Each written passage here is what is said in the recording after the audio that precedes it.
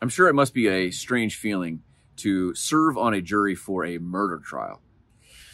Imagine that you are selected to serve in this way, and you go to court, you sit through the trial, you hear the testimony, you examine the evidence, and it all clearly demonstrates that the suspect is guilty.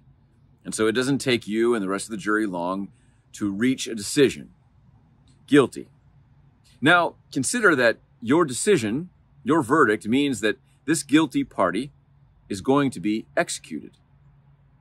I have to imagine that as right as that decision seems, and as clearly as all the evidence points to his guilt, that decision that you made, that part that you played, would still weigh heavily on your conscience in some way. Now, consider that in light of what you've just been reading about the trial of Jesus. All the evidence was weighed, and yet the judge, Pontius Pilate, gives you, the jury, the people, a choice.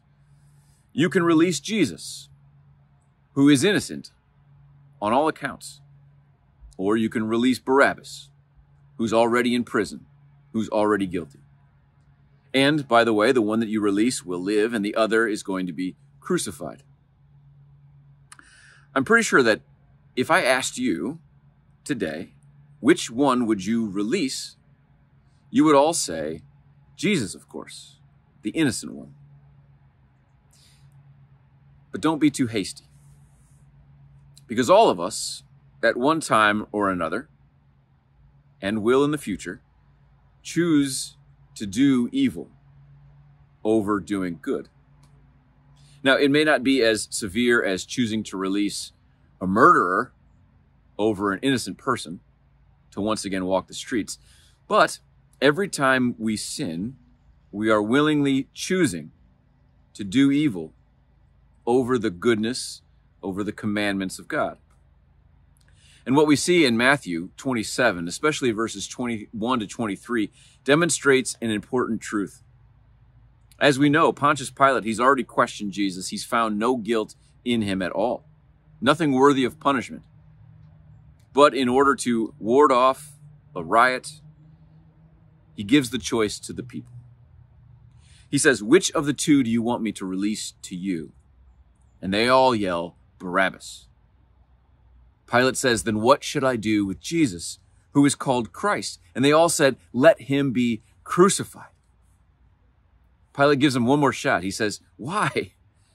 What evil has he done?"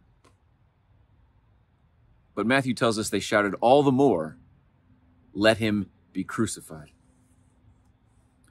Now, amazingly, Jesus knew all along that this is where his path would lead, that he would willingly offer himself to be crucified in order to forgive the sins, the very sins, of even those who called for his death.